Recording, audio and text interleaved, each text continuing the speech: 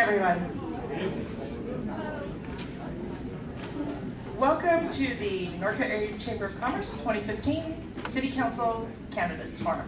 I'm Diane Collins, the President and CEO for the Chamber. City Councilwoman Kathy Acevedo is going to lead us in the Pledge of Allegiance, and I just want to take this opportunity to thank her for all of her years of service on the Council, her support of the Chamber, and her love and dedication to Forest USA.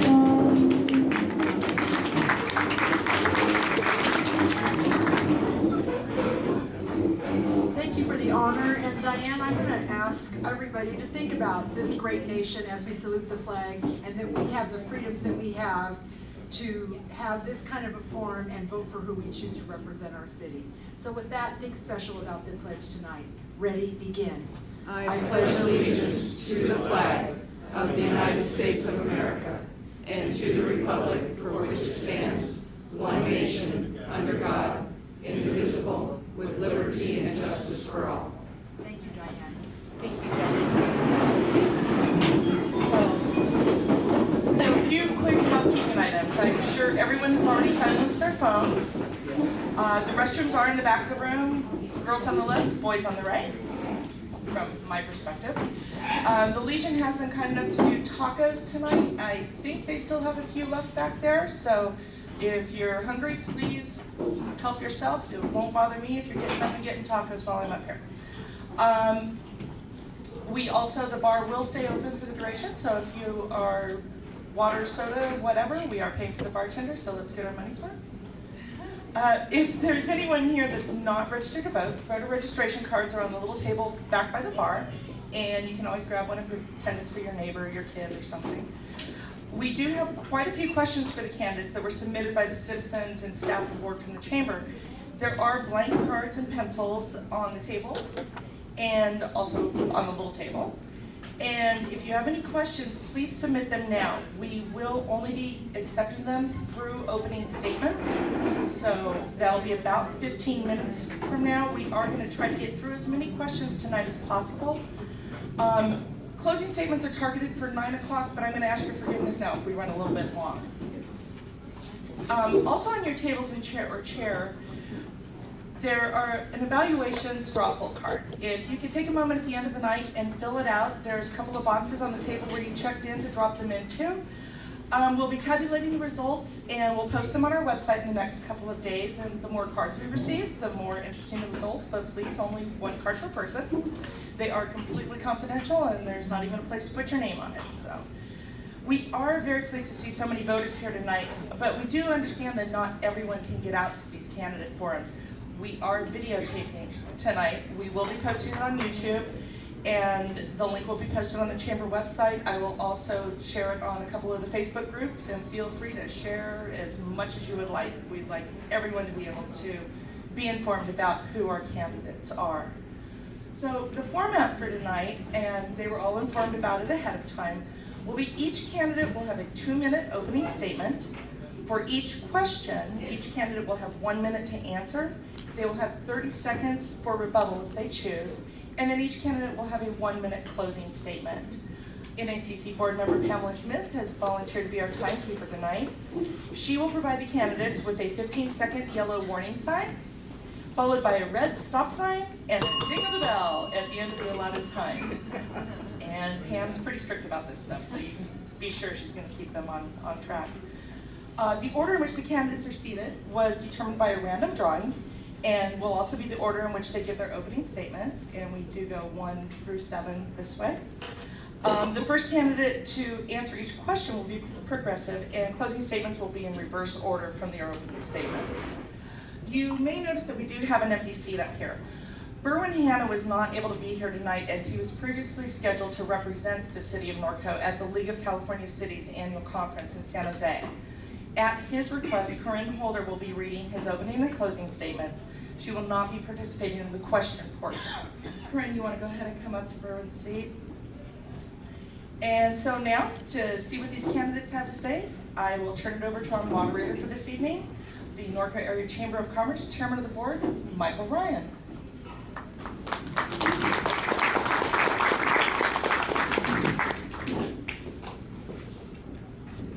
Well, good evening, Norco. I got to tell you, this is, when it comes to government and it comes to freedom, we have a lot of choices, and there's no better choice and control we have in over our participating in our local government. So it's good to see that not only the folks that have come out tonight, but the folks that also presented and gave us a lot of good questions about local issues so that we can get a good idea of where our candidates stand and you can make an informed decision. This time, let's start with our 2-minute openings. And well, I'd like to say one thing. We've got a lot of folks, and this is Norco, and everybody knows everybody. So if nobody has any objections, I'll just call you by your first names. Because you don't want to try to pronounce Beamowitz. Well, it's not the pronunciation; it's how many times you have to do it. This is a theme. This is a thing. So, Herb, would you please like to start, sir? It would be my pleasure. Thank you for coming. This is an election time, and it's Norco engaging in deciding who they want to vote for their city council that will best represent them. I've been on council for 12 years out of the last 16. City council is not my career. My career is a risk manager, safety officer, and anything that'll cost the corporation money. I do budgets, risk management, safety, workers' comp claims. I worked for the State Department of Corrections and retired for them. I've managed budgets to $100 million.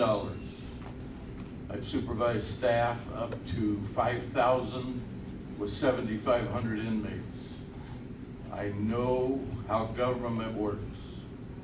I know what council people do that makes them successful. And that is listening to what you people want us to do. And that podium, that doesn't belong to us. And I've stressed that in every election that I've ever been in. That is your box to stand on, speak, beat with your fist, and as one eloquent Pat one night brought a bag of rocks and put them up on the podium and said something to the extent, well, I hope the people on council can grow some of these before they make their vote tonight. Again, thank you for coming. This is precious time. You've got 3 choices. Ultimately, that's a majority for this council. Choose wisely, choose 3, and I stop. Thank you, sir. Yeah. Don't tempt My name is Ted Hoffman, and I'm looking at Pam with that look. I want to thank everybody for showing up tonight, and for those of you that have come out here 3 Thursday nights in a row and giving up your Thursday night football, thank you very much, all right? Who I am, I'm a long-time Norco resident. My family moved here in '57 when I was 5. I've gone through local schools, graduated from Norco High in 1970. College degree in animal science, Vietnam era, war era veteran, let me speak that right. But what I've done here, after not only being part of several community groups in town, to include the Norco Mountain Posse, I helped start the Norco Mountain Posse Rodeo, brought the California Circuit Finals here for 8 years. So I've done things like that as part of our community involvement. I'm currently a member of the Lake Marconian Foundation, helping to preserve our golden treasure over there. I've also been a member of Streets and Trails. Like Herb, I'm involved with government. I'm retired, and I'm currently a planning commissioner. Having been a retired sheriff sergeant and had the privilege of being an administrative supervisor at the Sheriff's Department, I get to work with several contract cities, everything from Lake Elsinore, San Jacinto, Paris, and Marietta when they first started. I've seen how government works, and in some cities I see how it doesn't work. This city is unique. It has a very unique flavor about it and the way we do business. And our biggest thing, our asset, is preserving our rural lifestyle and animal keeping. I'm a firm believer in the charter for doing that, and I want to make sure in all my decisions as a planning commissioner and on streets and trails, that's what I strive for, is making sure that we keep our animal keeping lifestyle and our rural lifestyle. Thank you. Thank you. Corinne?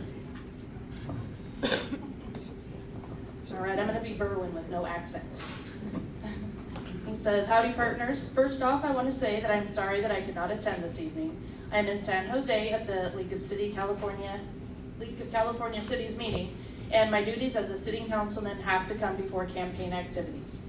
My plan, if re-elected, is to work to bring in more point of sale and light industrial type businesses.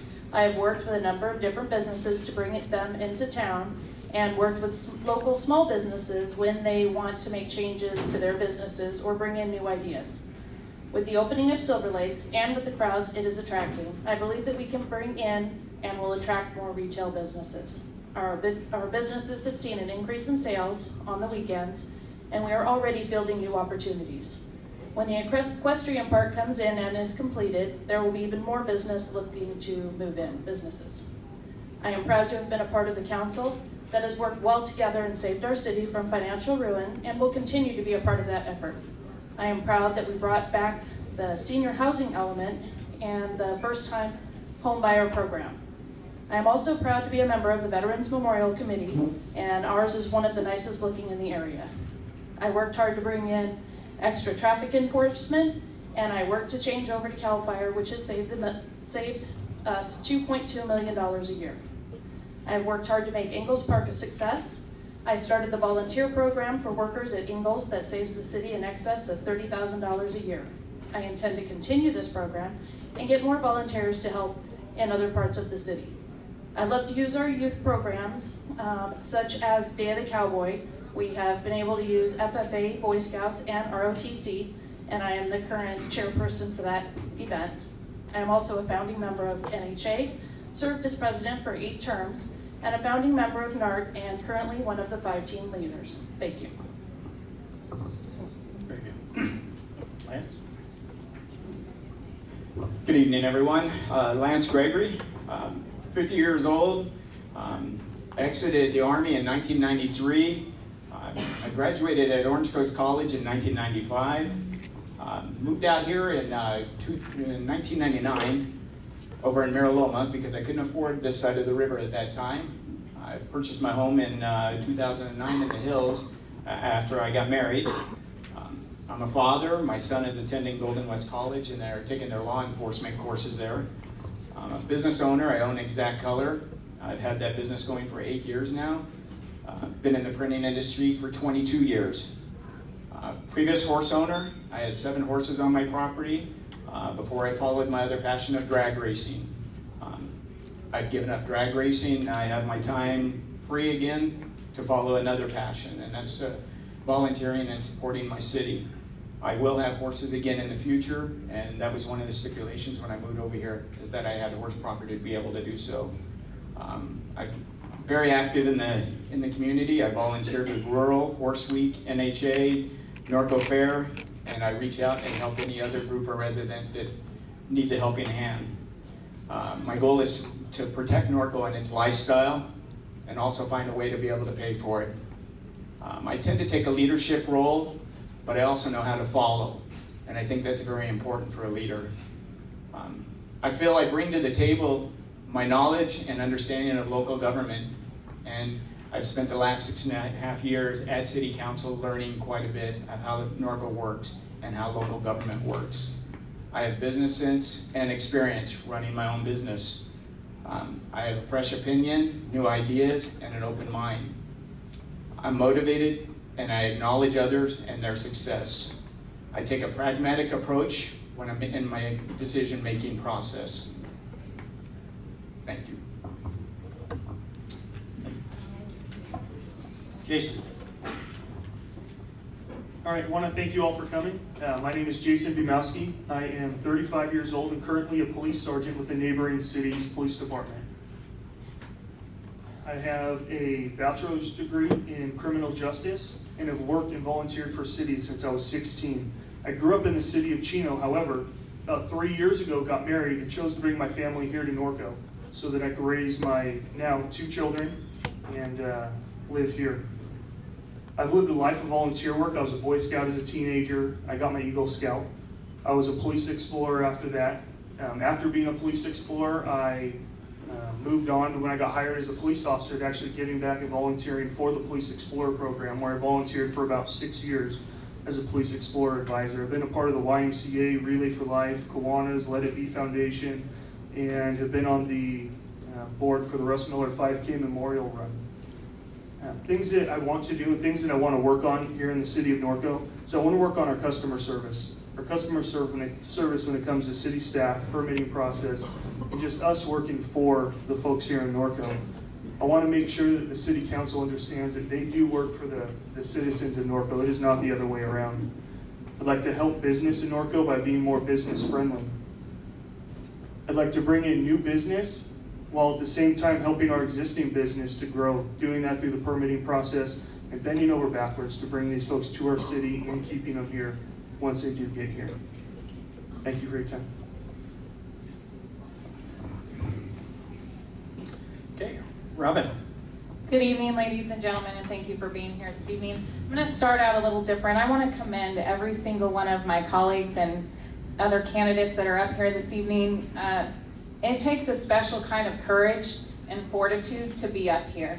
I want you to know that every single one of the people that sit before you have a special skill set that they could bring to the citizens for this city. And every single one of the candidates up here this evening has a deep love for our city. And so I think it's really important that you guys know that and understand that as we go through the rest of the campaign process. Norco is an amazing community, and I want to help us all work together to make it better than it is. I have a specific challenge to my fellow candidates and all of you, the citizens of Norco, as we go through these final 30-some days of this campaign. Let's do something a little different and not Norco style. Let's only promote the positive aspects of our preferred candidates. Let's promote the good things about our candidates that we want to hear. Let's talk about our vision. Let's talk about the things that are important to us. And let's discuss the future of this amazing town. Let's talk about the importance of participation. Let's talk about the importance of true leadership. Let's discuss the good things. We all know what the negative things are. We all know. We don't need to share those. If you want to talk about the negative things, let's talk about solutions to those things. And instead of talking about the negative as a horrible thing, let's talk about them as obstacles to overcome. My name is Robin Grunmeyer. I'm a wife, a mother, a teacher, an advisor, and somebody that would like to have your vote for Norco City Council.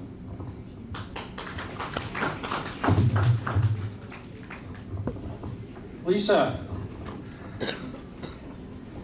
Good evening, fellow Norconians. It is very encouraging to see so many of you here tonight who are interested in our wonderful city. My name is Lisa Campbell. I am a 15-year resident of Norco. I moved here specifically for the lifestyle. I am the mother of 2 adult children who grew up in the Norco school system, so I can tell you how wonderful it is. When I moved to Norco, I immediately became involved as a volunteer. I have volunteered for Norco Jaff Cheer. I was a team mom for Norco Little League. I have been the historian for the Saddle Sore Riders. Currently, I am a board member on Horse Week, where I chair bingo. And I'm also a board member for the Miracle on 6th Street, where we serve Thanksgiving and Christmas dinners. I am also a founding member of the new Norco Fair Committee, and I'm proud to say that I organized our inaugural color guard this year, which is all BLM Mustangs. My education includes graduating from Golden West College with an Associate of Arts degree. I also graduated from California State University, Long Beach with a Bachelor of Science in Criminal Justice with a law enforcement option.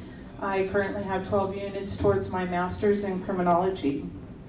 I worked in the customer service and accounting fields for 8 years prior to working in law enforcement for over 15 years. I am a former business owner, so I understand marketing, customer service, budgets, future fund projections, and usage, as well as the struggles that go along with businesses.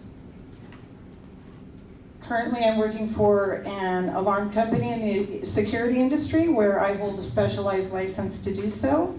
I've always been a giver and a worker bee, and I have focused my life on doing for others and volunteering and being a public servant. Thank you. Thank you.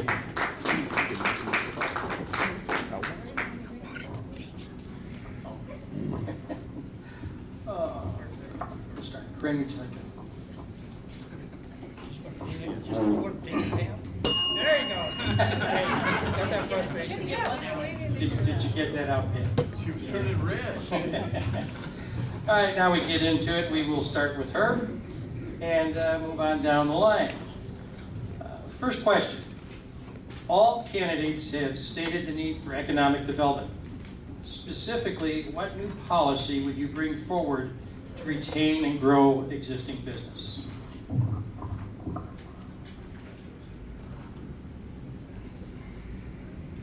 I want to start with Silver Lakes because Silver Lakes is going to create so much foot traffic that is going to be unbelievable, and the ripple effect coming out of that 122, 130 acres is going to be phenomenal.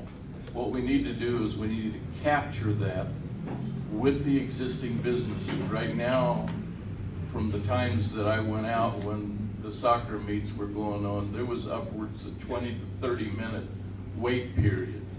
That's going to create an interest in Norco to bring in and enhance new business.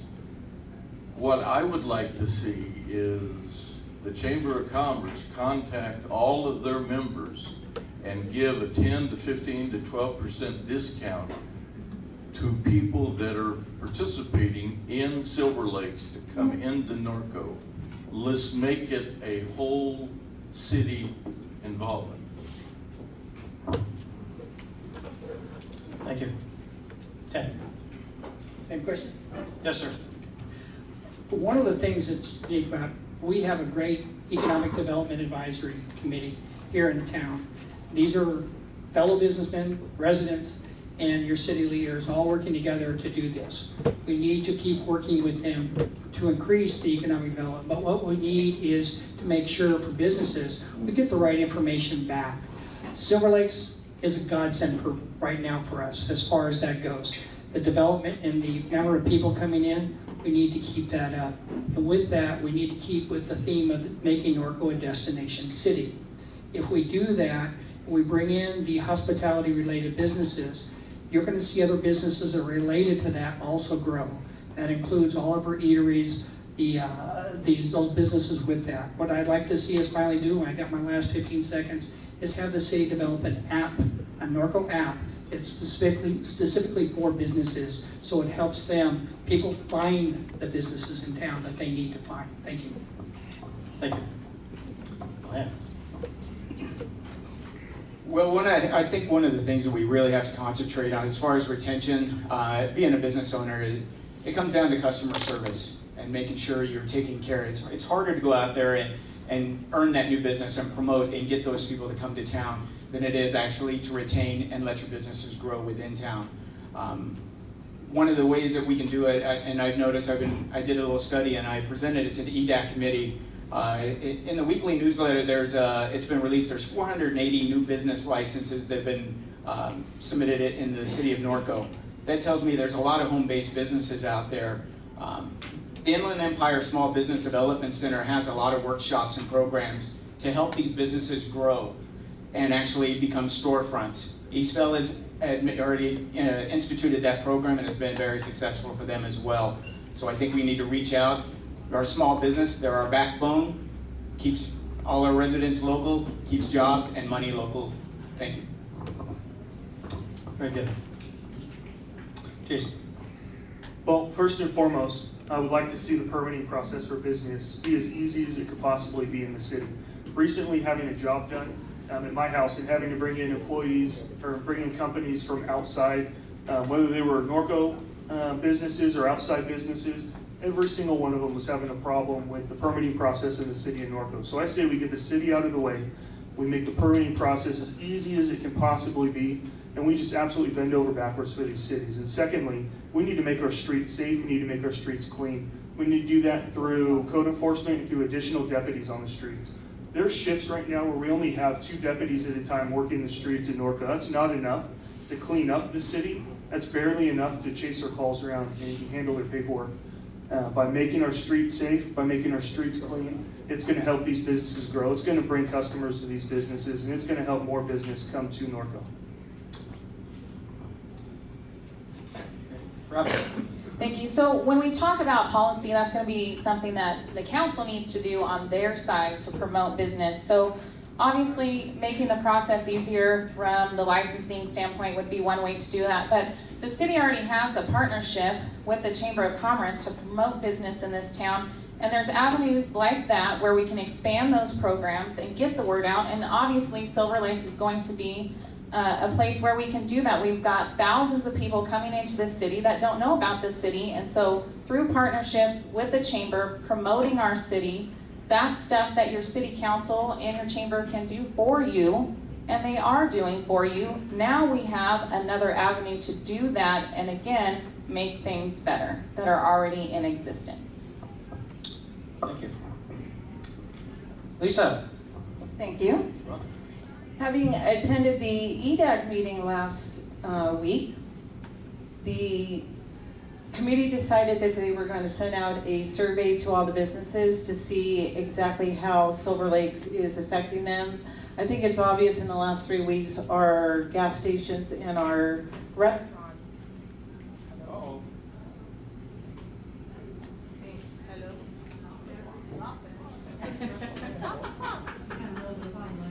Testing. Wait. Okay. Did you stop the clock? I did. I think it's obvious that our restaurants are doing really well and our gas stations, but I have heard from smaller businesses that they're not getting any traffic at all. And with our beautiful new sign, maybe the city could partner with these smaller businesses and give them either some free advertisement or just advertise that, you know, there's this, and this business, you know, this way and this way. I think also we could partner up with Silver Lakes and have the city put, you know, a link on their website that also promotes our businesses in town. Thank you. So, next question, we'll start with Ted. The city imposes a transient occupancy tax on all rents charged by the operators of hotels here in Norco. Do you support the TOT, and what do you believe the funds should be used for?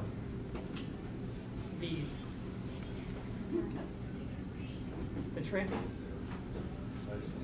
Shut it off and turn it on, Ted. You just have to beat on it. Is that better? Okay, the transient occupancy tax for the city of Norco is 11%. Last year, we gathered almost $440,000 out of that money from the 4 hotels or the a little over 250 rooms here in town. That's an excellent source of revenue. And it's probably one of the things that's good for us because the state hasn't figured out how to tap into it yet. So we keep all that money for us. Where the funds should go is right back into promoting Norco. We need that. You build on other successes. And like I said, with Norco being a destination city, we have Ingalls Park up there, a destination area. We're looking at new buildings and development coming in. We need to look at making that transient tax also used for that, promote those kind of businesses just like that, because along with those, we will see new restaurants, we'll see more hotels. Like I said, that's 11%. That's good money income that we generally need. Thank you.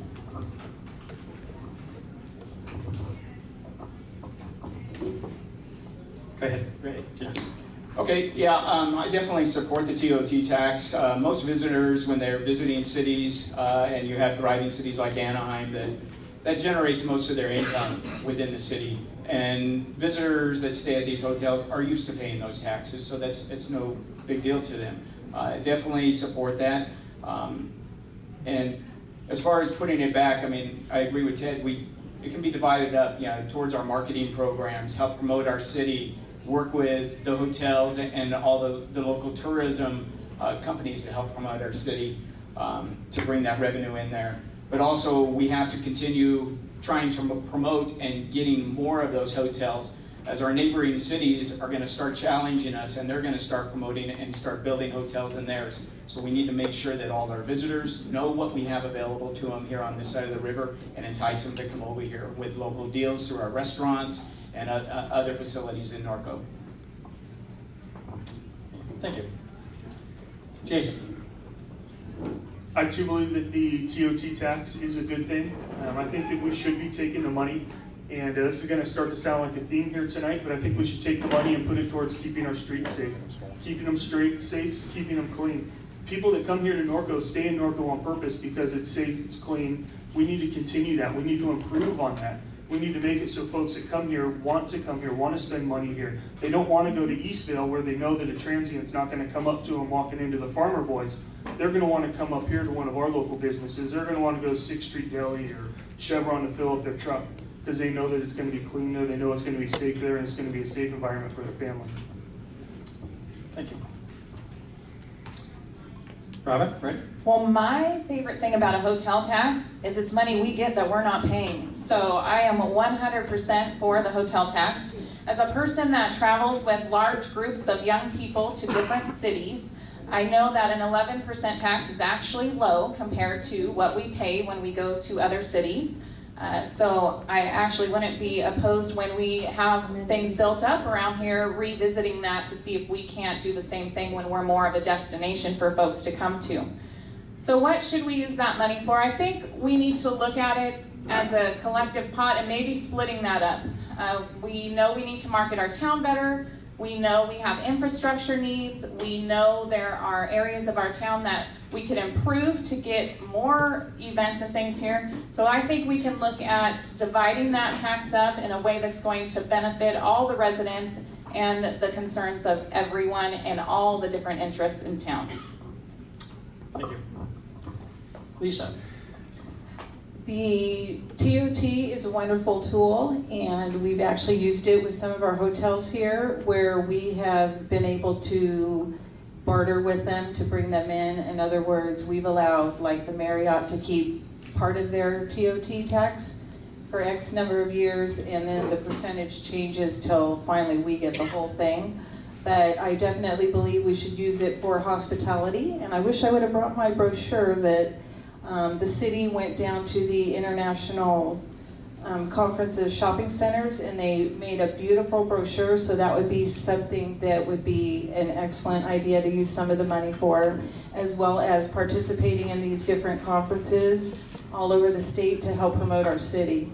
And then I believe some of it should also go to helping to finish Ingalls. Thank you. Thank you.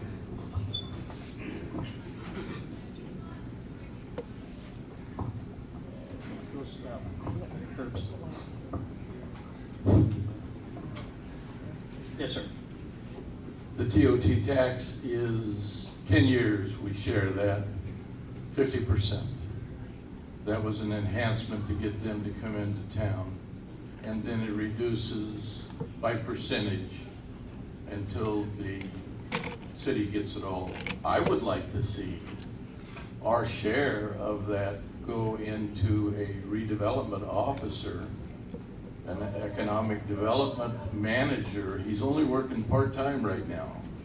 And he does it because he's overloaded in other areas.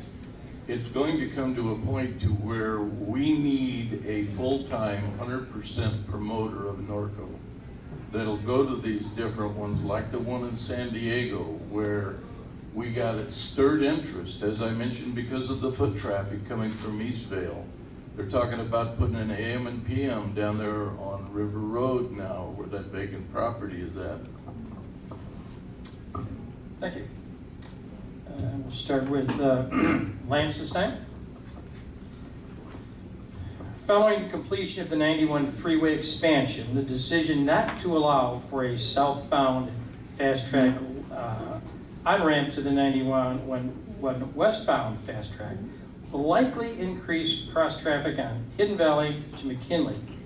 What recommendations would you make to prevent this problem from developing? Well, I attended the recent meeting they had over here at the community center, and I asked them a bunch of questions about that fast track. And right now, my understanding is that's not even in this next phase of the freeway expansion. But unfortunately, the way they have considered it, designed it, it will end up bypassing us and not allowing visitors to stop here in Norco. I think that's going to have to be aggressively addressed.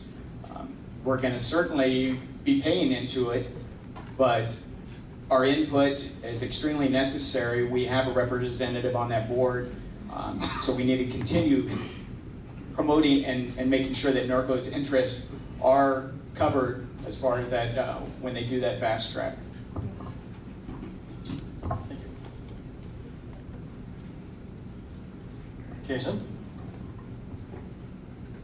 Well, with the increased traffic on Hidden Valley, the city of Norco staff, city council, we're going to have to stay involved in that project. We're going to have to see what we can do to actually get more involved in that project, to see what we can do to help. But in the meantime, with the extra traffic that's going to come into our city, again, more law enforcement officers mean less injury traffic collisions. I think having those more deputies out there would help out with the traffic issues. Thank you. Robin? Okay, so when we look at Hidden Valley already, if some of you have the pleasure of driving that particular area in the morning, you know it's already quite congested. I think there's some easy fixes, I would think. Things like getting all the signals to work together so we don't all get stuck. That would be a fabulous kind of easy fix for that. And then again, turning an issue or an obstacle into a benefit. So if Norco doesn't get what they want, how are we going to adjust and deal with it? We can promote our businesses that are along Hidden Valley. We can help, make that a stop as people are going to the freeway and those types of things. So I think when these things come up, again, we need to look at how can we have a positive impact and make some improvements. Start with the easy stuff. Get all the lights going at the same time. That would be great. Thank you. Lisa?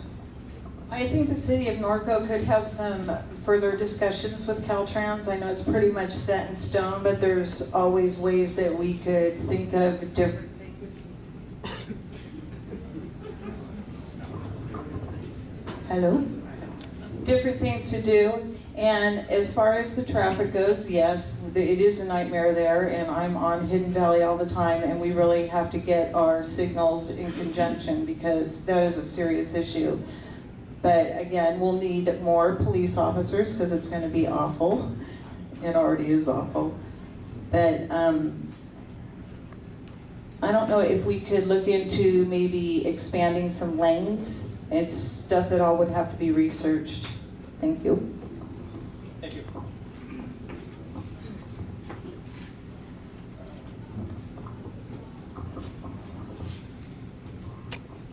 Herb? Thank you. I've been in construction for 30 years and I've learned one thing. What it starts out to be is not what it ends up being. That's for sure. They've already changed that twice since the conception of what they were going to do with it. I expect them to change it 2 or 3 more times before they get anywhere near it. You're talking 2025 is the projection, and then they're going to do the remainder of the 15 freeway.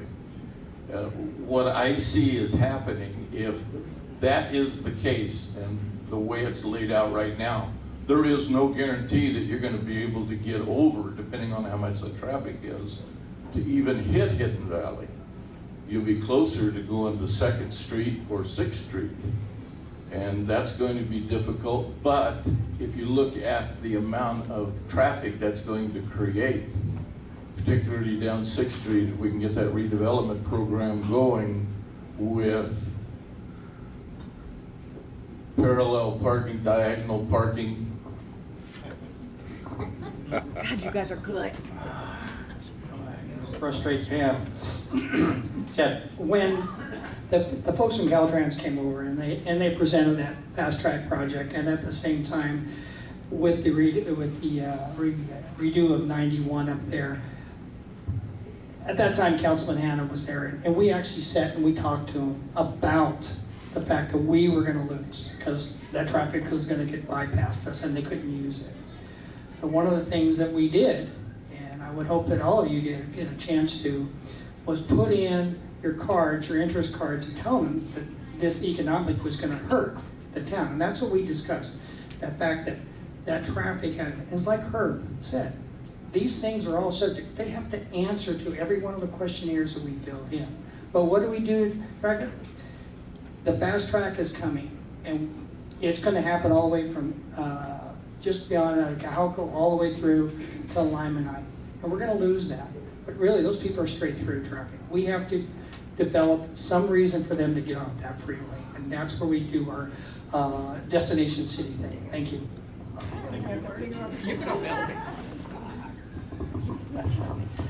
Okay, we'll start with Jason on this one. While the members of the current city council and staff have often stated how friendly Norco is for business, the chamber often hears reports of issues with licenses, delays of inspections, and companies that simply refuse to do business in town because of the challenges dealing with the city. What would you do to make it easier to open and run a business in Norco?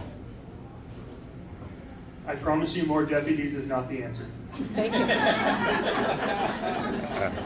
Having recently done a project, I spent about $100,000 on a project. My family, we saved for years to do this project.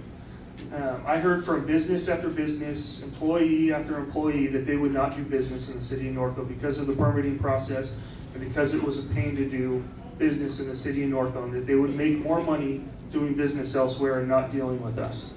This was recently. This wasn't something that happened 5 years ago. I absolutely would do what I could to make the permitting process easy. We need to make it easy for the business folks to come in and do work and to want to do work in the city of Norco. One of my good friends who designs pools, I was talking to him, and he said that he actually took his company out of doing pools in Norco and refused to do work here in Norco just because of how difficult it was. So we need to get the city out of the way, and we need to partner up with the chamber to see what best way we can help out these small businesses and these businesses here in Norco. Thank you. Robin. When we look at how an organization functions, there's a lot of different parts that go into it. There are some aspects of our city that are amazing and go above and beyond in their service to their customers. And then there are areas of our city that are struggling in their customer service. So we need to look at what is the root of that problem. And we need to look at training in the departments that are struggling for our employees. Why are they there? What is their purpose? And do they truly know, as that person standing behind the desk, what their purpose is in that job? Most of them are there probably to say, I'm here to issue permits. When we can tweak that a little bit, so when they answer that question, I'm here to serve the citizens of Norco, just that tweak in their why they're there can make all the difference. And so training and leadership development in that specific department would go a long way. Thank you. Lisa. Having heard my friends who have opened businesses here talk about the nightmares that it's been, and I have a friend who opened a restaurant, and when she was all done, they said, oh, by the way, you need to add sprinklers, and that's $40,000 that she doesn't have and she couldn't open. So I think what we need to do is lay out exactly what the permitting process is, and our employees need to follow it. They absolutely need to be working for the citizen, not against the citizen. If they see that there's a problem with something in their plans, then they need to explain that to them and explain how they can go about fixing it or getting the problem taken care of, rather than just saying, you know, this is wrong and figure it out on your own. But I think some customer service classes would be beneficial, or just a different way of learning how to deal with the citizens. And once the employees are more comfortable in their jobs and knowing how to treat people, it's going to work wonders. Thank you.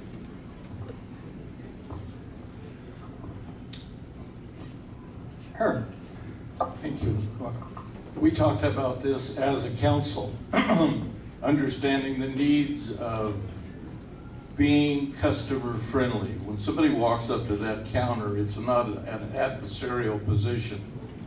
It's a place to where a customer, you, residents, can come and ask a question without somebody belittling you because you don't know the answer.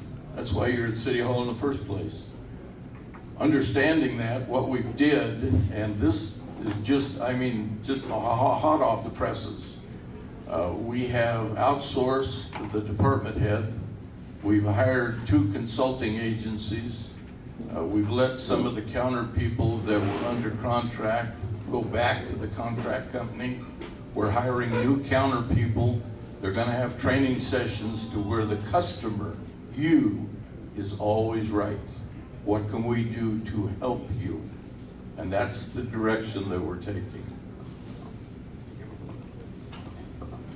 Ted. I'm going to continue on Herb's thing here.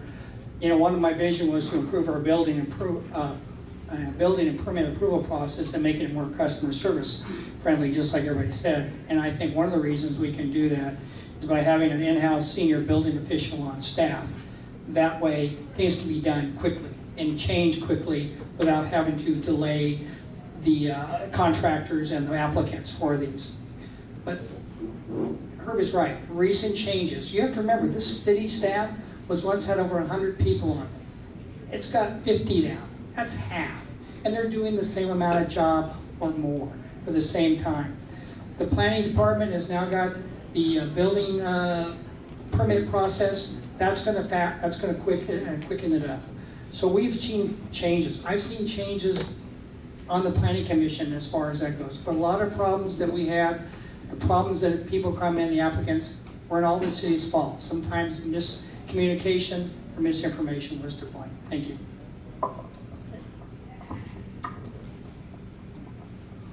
Well, I started my campaign about 60 days ago, and one of the first things I did after hearing all the nightmares people were complaining about how they tried to start businesses, so I reached out. I sat down and met with about 12 different business owners and residents, listened to their stories, their issues, tried to hear what the common denominator was, and tried to narrow it down what that issue was. This has been addressed over and over at council, and I'm really happy to hear and see them taking action and actually doing something about it, and it is going to help the process. I agree, a full-time plan checker, so this process is streamlined. It doesn't take 3 to 9 months to get something done. Plan checks don't go back and forth, take 3-week gaps in between because somebody isn't available to take care of them. A lot of it, customer service. People say that they were handled improperly at the front counter. So when we go up there, we handle them just like every customer is exactly the same. You're very valuable to the city. They are given the correct answers. Thank you. Thank you. We will start with Robin. Ready? Okay. It's been confirmed that the 2 leaders in the move to stop Measure L in Riverside, which was 2,000 homes in Hidden Valley, have inexplicably switched sides and are now promoting 725 homes to be built. The traffic into Norco will be devastating. What ideas might you have, or the candidates have, to prevent this, to mitigate the traffic? It is quite unfortunate that Measure L is back in a new form. I really believe in the grassroots effort that this city did the last time this measure was up, and I'm a firm believer that grassroots effort will work again.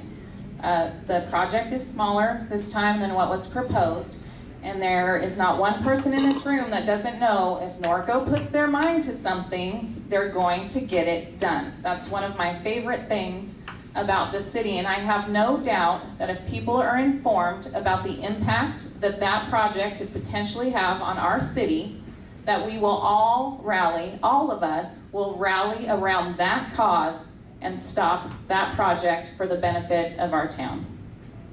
Thank you. Lisa? I agree that we all need to get together and fight this again. I think last time when the council got together and made a resolution and signed a declaration that we are against Measure L, I think that spoke volumes, and I think that helped get a lot of the citizens behind it, and I think it also woke up some of the businesses and maybe even the developers that, hey, we've got a council stating we're against this, it's from the other city, and they're going to fight us, and they need to know that they can't play dirty politics and lie like they did the last time, trying to say it was going to be something that wasn't.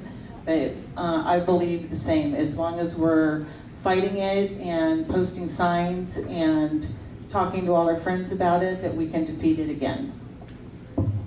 Thank you.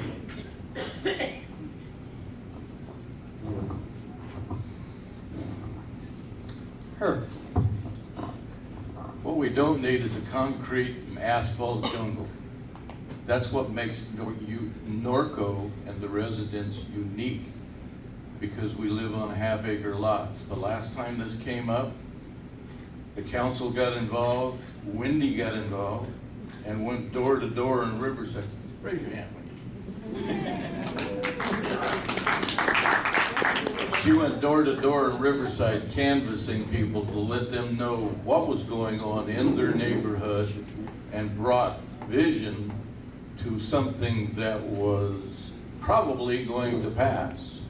It was an effort that we as a city did not want, because it's going to affect California and Crestview residents. It's already affecting them with the commuter traffic that is existing now. We don't need any more. When we were building those homes in the hills, we had it set up to where there was over 400 and some odd acres of open space. That's what we need. Thank you. Well, this is where our relationships with our sister cities really pan out. We have a good friend in John in Riverside. He represents the La Sierra area. And we need to continue with that relationship to help defeat this in these homes. That's where our relationship with the WRCOG is important, because as a city, we can't do it alone. We need to work with our neighbors to make sure this project doesn't get built. But at the same time, we also have to look at what happens if it gets built. So we need to keep those things in mind, is how do we protect our residents if this project goes? And as a council, I think we have to look at both sides of this thing. I don't want to see the homes, but I want to make sure that we have an alternative plan if this thing gets passed. And that's something we have to work on also. And I know Wendy's shaking her head, and I agree with you, Wendy. No homes over there. No homes. Thanks. Well, and unfortunately, the decision won't be ours to make. But at that point, that 1,500 cars to 2,000 extra cars that will be cutting through Norco will have a huge impact on us. The traffic calming measures that are over on north by California just simply aren't enough to slow that down.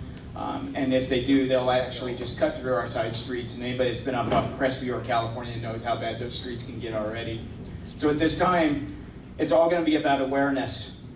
Making everybody in town aware of it, attending the Riverside City Council meetings, showing the cooperation with our City Council and Riverside City Council, and working in partnership to try and stop this program. But show them the facts. Let's not use scare tactics or anything. Use the facts to work for us. At that point, I have a property that looks at that whole valley. I don't want to look out there and see houses on that bluff. So we just need to bring awareness to it, keep promoting it, and not let up to the day that it fails.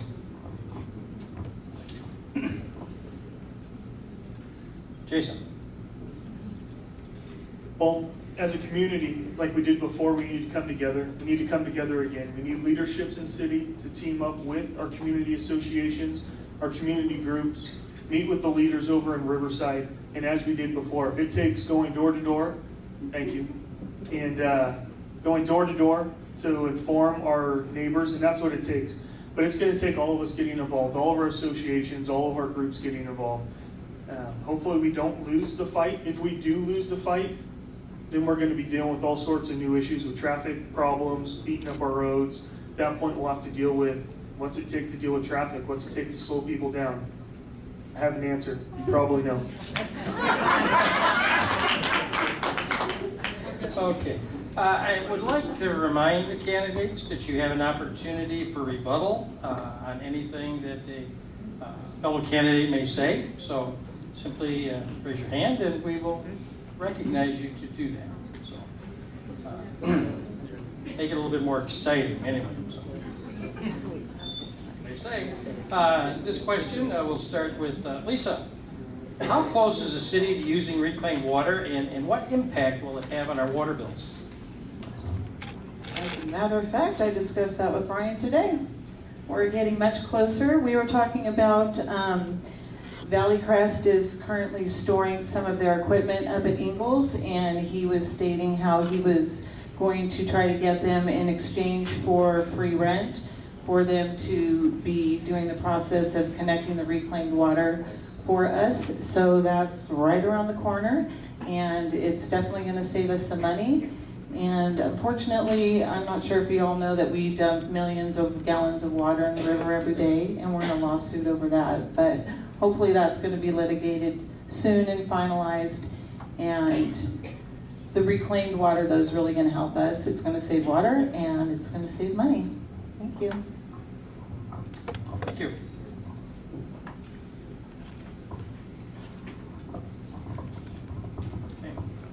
Herb.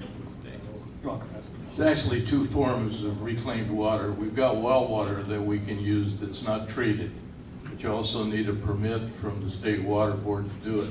Bill Thompson, our water master, is already in the process of doing that. The other is the court case that Lisa mentioned. We have rights to 6,000 gallons a day that we can use, and those two sources for our parks, our landscaping, our schools. Right now we're at 20% reduction rate. With those two things going into place, that's 18% increase in that. We can go easily into the 42% range by reducing and using that reclaimed water source that's right there.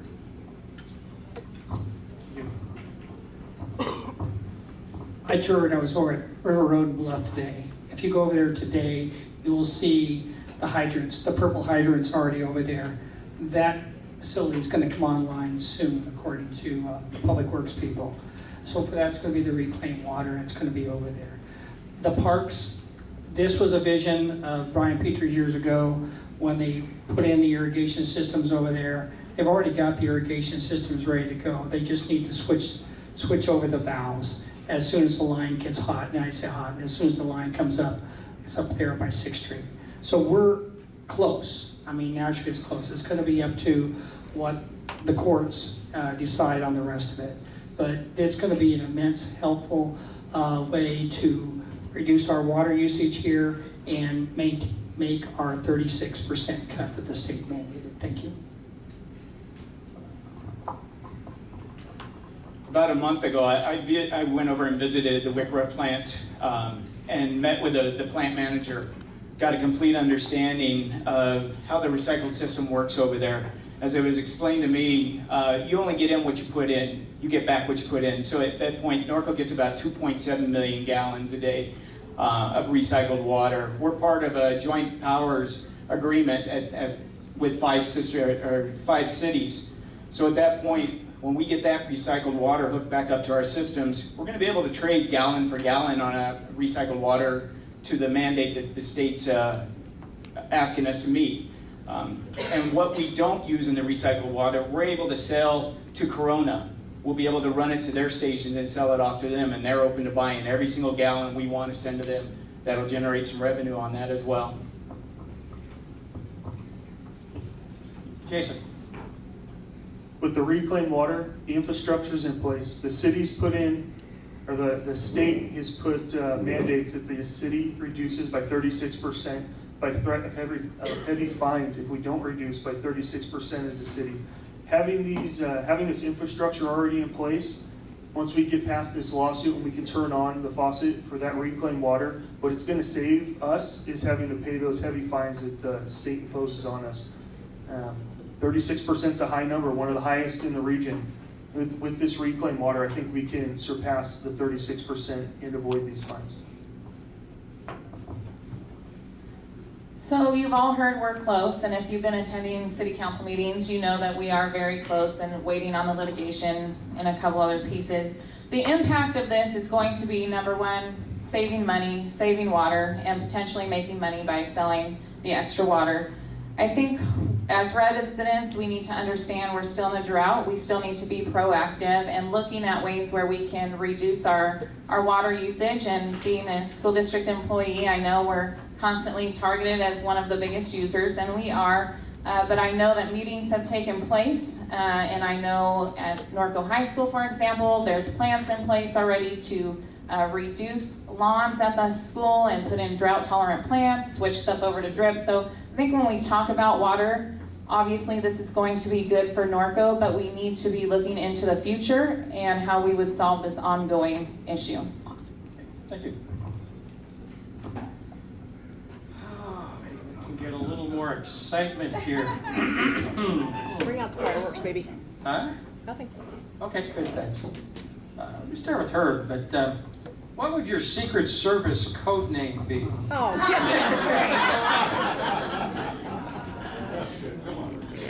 I can tell you what it was in Vietnam. Herb's Hoods. That's what it was in Vietnam, because we run a crew of 3 sergeants and 25 people. And our job was to service alert lines for forward companies.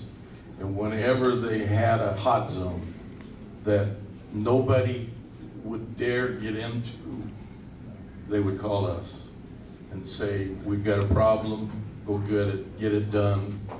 And invariably we would get trucks stuck in 4 foot of rice paddies and all the other things that went with it. But eventually, we did what we got paid to do, the 18 cents an hour. Herb's Hoods.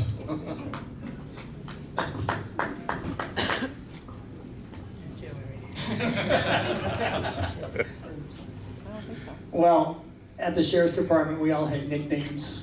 And you can imagine, here I am, the older guy on the team. They didn't call me Grandpa, but they did refer to me as Cowboy at all times, because working with a bunch of young guys from the Sheriff's Department, and I was the only guy that wore boots, the only guy that had the belt buckle, the only guy that traditionally wore Wrangler jeans, not the fancy designer ones. So yeah, my nickname was Cowboy on our community-oriented policing team. Thank you.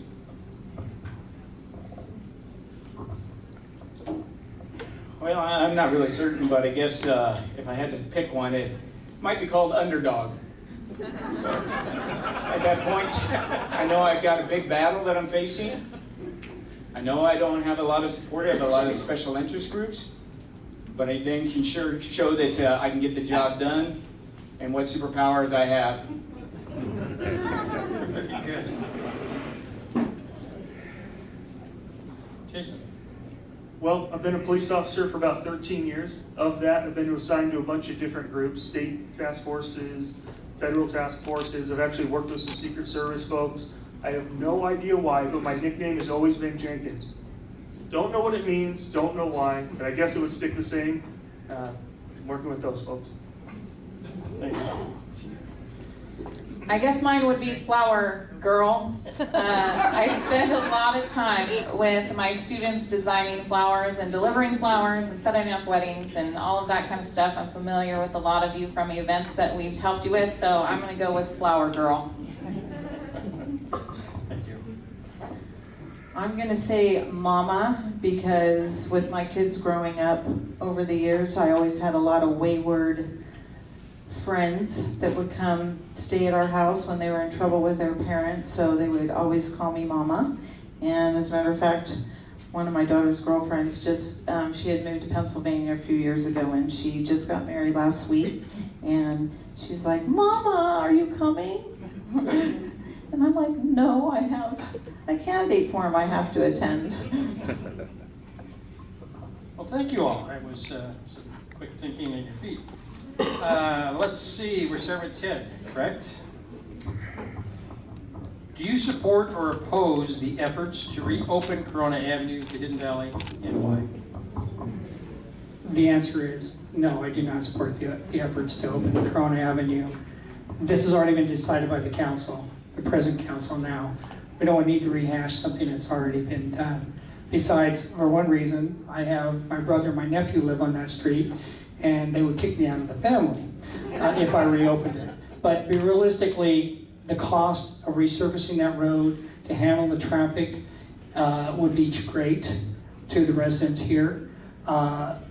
It's already been decided, and I'm not going to rehash it here because the current council already has decided to close it, and that's where it should be. Thank you. Lance. Well, I said since day one when I stood in front of the council how I felt about this. I went over to one of the residents' homes and told them exactly how I felt about this. I read the court documents, and I understand exactly why the residents won that case. As far as ever opening it, well, I've said since day one that, show the EIR. If it shows no particular reason why it should be open, then you close it for good. If it shows that it's beneficial for the rest of the city and the traffic circulation, then you look at the measures of what it would take to open. We all know that there's several reasons why it couldn't be open, but we have to make sure before we keep spending money without knowing exactly what we're spending that money on and pulling out infrastructure that costs us a lot of money to put in and the mitigation to close it, we need to know exactly the reasons why we're closing it.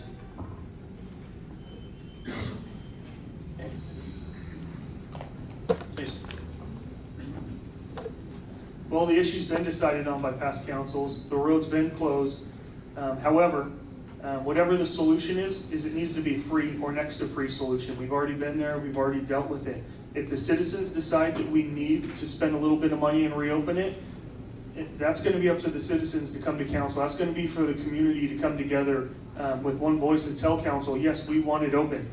It's closed right now. There's no need to spend money on it. If the citizens absolutely want that and make that point known, okay, let's get the studies done and see if that's validated and move forward there. But for now, we don't have the money to be reopening that intersection. Thank you. I would say that we need to leave it the way it is. There's a couple reasons why. We just recently discussed Hidden Valley. I don't think we need another opening onto that particular street at this point in time. And where that would fall, there would be a lot of potential for accidents and things like that. People are already going incredibly fast through that area of Hidden Valley as it is. And the other thing is there's other opportunities coming up for the area on the Hidden Valley side that could potentially benefit Norco with a couple restaurants or some type of retail use in that area. As a person that lives at the end of a dead-end street with a retail area right behind my house, you would think it would be imposing, but you learn to live with it, and it's not, and it would be an economic benefit to the city to have that area used for that purpose. Thank you. Lisa. My opinion is that, according to the court case, there needed to be an EIR conducted prior to the road being opened, and I wouldn't be able to make an informed decision as to whether or not it should be open or should remain closed until I saw that report. We did spend $125,000 installing a signal light, $158,000 installing road improvements for the citizens in that area. They had requested traffic calming. We put in some speed bumps, a circle, and that was all in preparation to open the street, and then the lawsuit came. So whether or not I support it could only be based on the facts, and I haven't seen an EIR, so I can't make that decision. Thank you.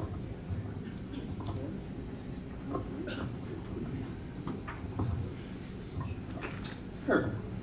Good question. Important question. I'll give you some information that you don't know probably, but that's okay. Western Pacific Tract, half of Corona Avenue belongs to that Western Pacific plan. Therefore, anytime you modify a specific plan, you need a 4/5 or supermajority out of the council, the sitting council, to modify that. That failed the last time this was brought up. They only got 3 votes to open it. Now, do I want it open? The answer is no, I don't want it open. I didn't want Western open. So I voted no on opening Western. I voted no on Valley View, no on Corona. I did that 3 times. If it was up to me, I'd close California and Crestview as well, but I don't think I could get away with it. But I'm going to try, because it looks like we're going to be able to close Crestview because of the flooding. Just one quick, just so you understand, in the October Planning Commission meeting, we are already going to be reviewing that site for a possible business thing. And the way that's going to be done is that street may not be there anyway after that. So thank you. Thank you. Can I make one comment? Sure.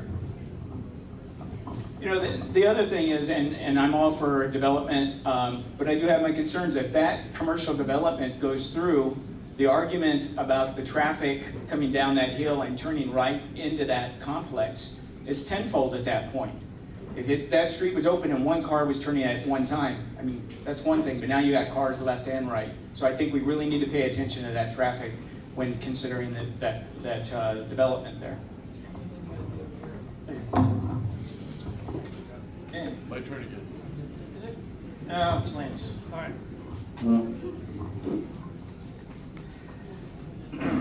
What needs to be done for the low-income seniors here in Norco?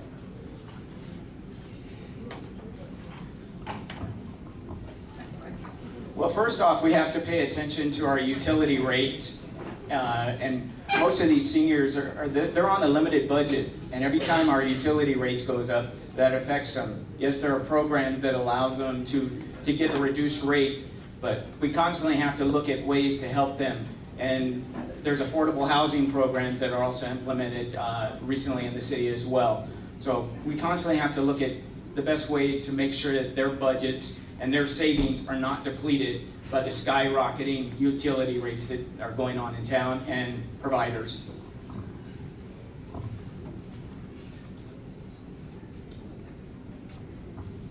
Jason? For our senior community, first and foremost, we need to do anything we can to help our senior community. We need to be involved with our senior community. We need to be at charity events. We need to be at Thanksgiving turkey giveaways if we can be. That being said, we need to not cut these programs. We need to bolster where we can. Our city is doing a little bit better than it was in previous years, and we need to continue putting money towards programs for the seniors. I also believe that we need to stay involved as a community, very much like that Boy Scout came to council about a month or so ago. He did his Eagle Scout project at the Senior Center, redoing all their planners. I think our senior community, the solution isn't just city government. The solution is all of us getting involved and helping them. Thank you. I think Norco works to support their seniors, and Norco cares about their seniors. I think there are things in place that just a lot of people don't know about. When we talk about programs for the seniors and the breakfasts on Saturday mornings and the little craft fairs that they have at the senior center, and those types of things. We need to be promoting those more and getting them out to people so they know what's going on. I think a lot of times Norco's doing a lot of wonderful things. We're just not promoting them enough. Just putting a post on Facebook doesn't cut it. There's a lot of us that choose not to be on there and need another source of information. So when we look at promoting programs for our seniors, we need to look at different avenues to advertise them. Lisa. Norco, being the wonderful community that it is, has always looked out for our seniors. On Horse Week, all of our tips go to seniors and pets. We definitely look out for them. We have a food donation program for them as well. And they have their breakfast once a month. How many of you guys know about that? And bingo?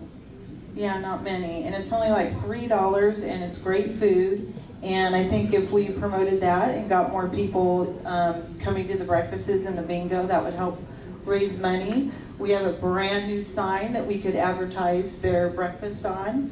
And if there's, you know, food drives or anything else that other organizations can do, like Horse Week does with the tips, that would just benefit them even more.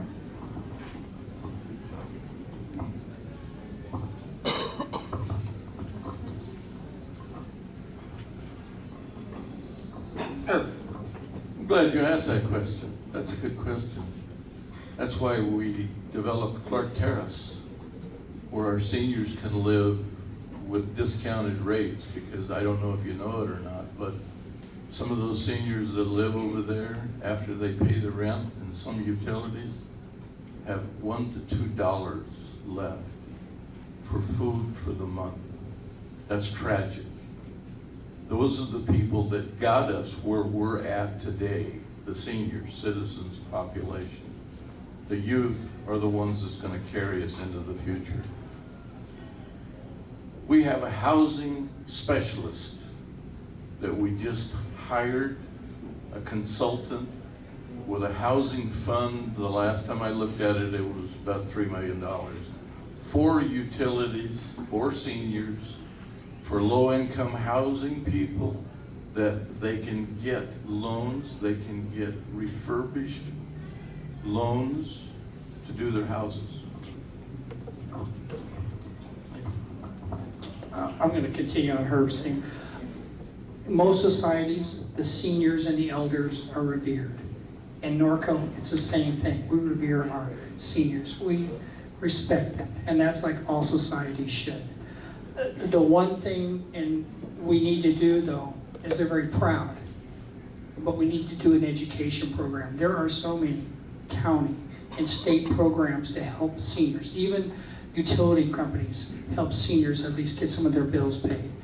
It's more or less as an educational process. That's the wonderful thing about Peggy Calvert up there, is she works with the seniors for that. And that's what we need to continue. As a city, we need to invest in our seniors. We have a lot of them, and Rose is sitting right there, and she'll tell us where they all are and need. But that's where we need to keep our outreach program for our seniors, to make sure that we don't forget them. Like I said, we need to honor these elders. They got us where we are today. Thank you. Yes, Lisa.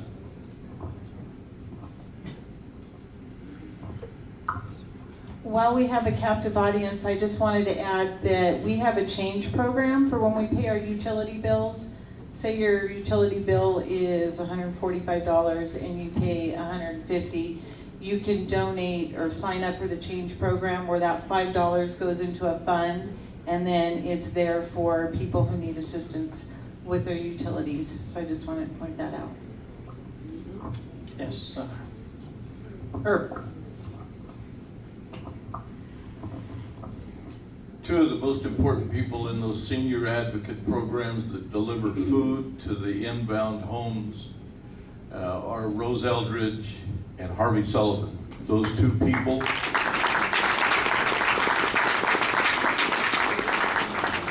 A lot of times they go unknown, but if it wasn't because of those two people over the last 20 years, we would have had a real problem with these seniors in town and not having any food. Thank you, sir. Yes, well, you know, you're ahead. Jason, Can I speak again? Nope. you have one. Okay. There again has been recent talk about the California legislature about closing the prison in Norco. Do you support keeping CRC Norco open or closing it, and why? I would love to be able to have that land for Norco to develop on, for Norco to build on, to be able to develop that area into a great area for destination. You know what? It's a prison, and with that, the prisons oftentimes they do carry those jobs for the residents that live around that prison. They're going to keep their jobs. It would be horrible for them to have to move. However, I think as a city, it would be nice to build something really nice there for other folks to come here, for us to enjoy. For a nice area to attract people to the city of Norco. Not knowing what the economic impact of closing that particular prison would be, I would like to say that I would support closing it. There's a couple reasons why. Number one, it's not the most beautiful place, and it's had its own share of issues when we talk about feral cats and rats and all those things that we read about. The second thing is I have children that play at Wayne Macon Field, and how wonderful would it be to have an area across from Wayne Macon Field that was a destination and somewhere that families could enjoy together, and just have that whole area be open space and beautiful and usable for the citizens of this town. So I do support the closing of the CRC.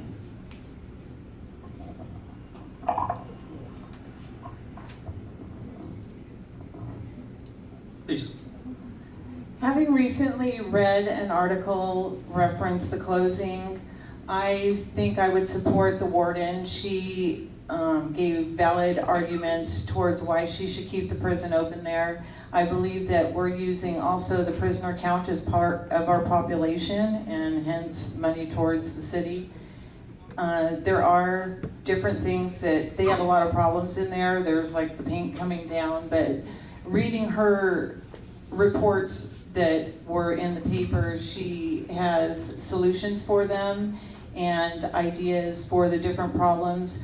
I believe there's a lot of possible cleanup. If we had to close it down, it would cost us probably millions to clean all that up. So I would support keeping it open for now.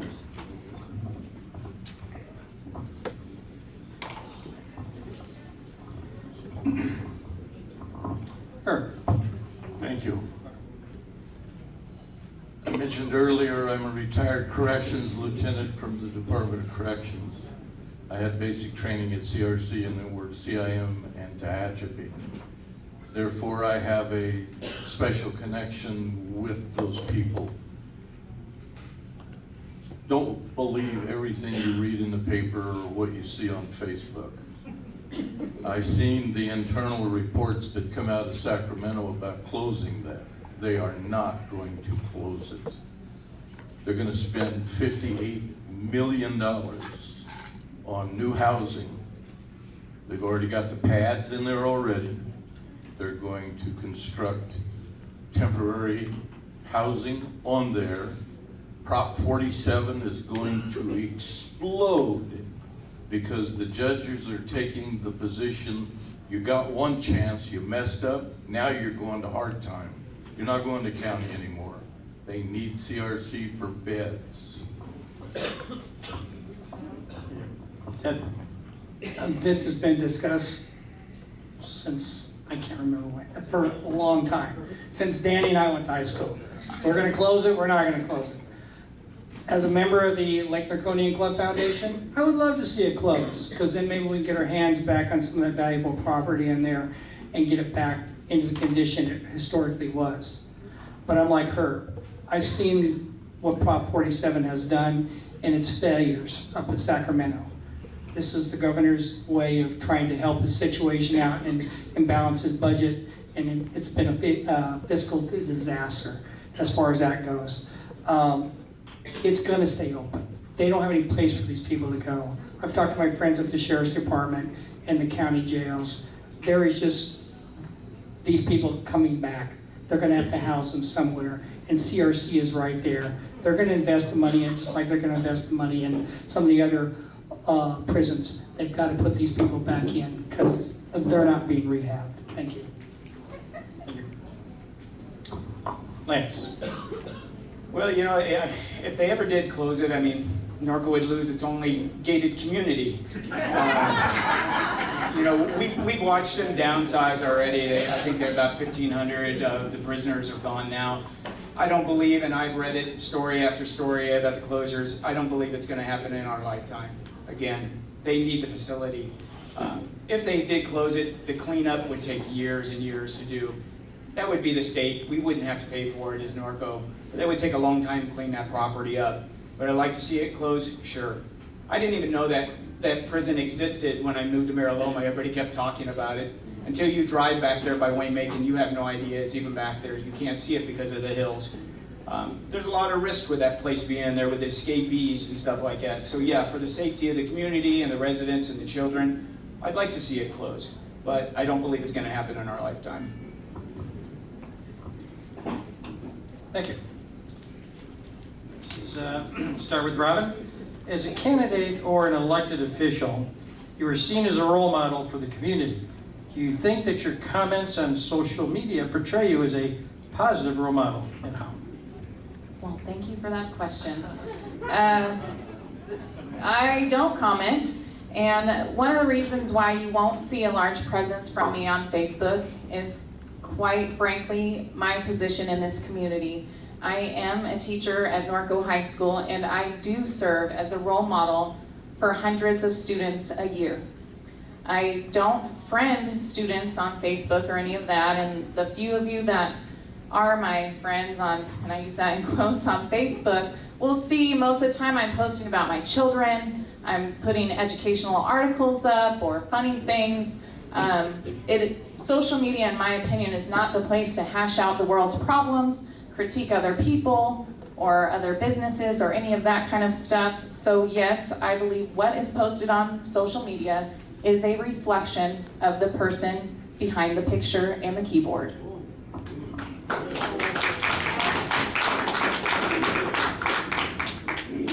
Lisa.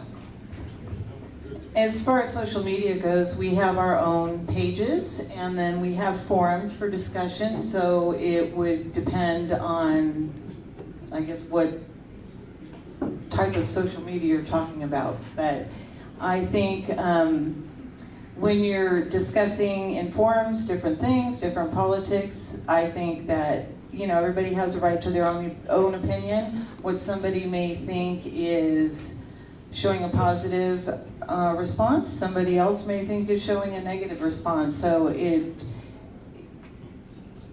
I guess it's everybody's own opinion. What they, you know, how you want to interpret what somebody else says would be, you know, up to your mindset and your beliefs. Thank you.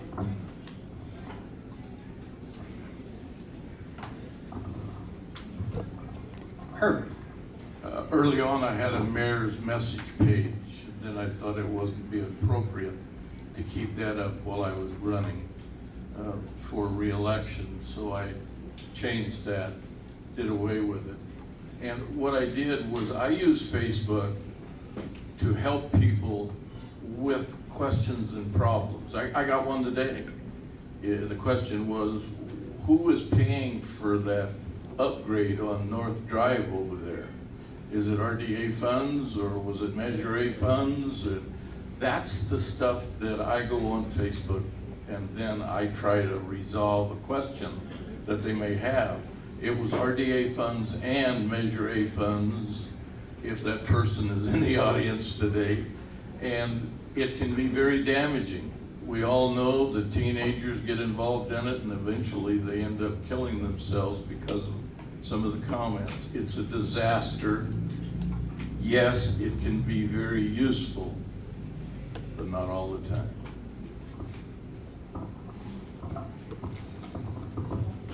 On this Facebook page, I run 3 pages. The Norco events page, which I try to let people know what's going on up at Ingalls and the rest of town. I also have the California rodeo happenings, which I use for rodeo events up and down the state, to include Arizona and Oregon. I let them know about the rodeo and team ropings and barrel races that can occur there. And then I also am one of the monitors or administrators of the Northern Horsemen's Association page. Again, publicizing events that are going on.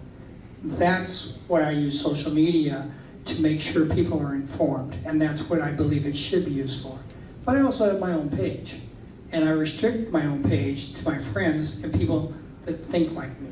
So if I throw a political thing on over a national item, that's because I'm addressing it with people that think like myself, and not everybody in the world to see. Thank you.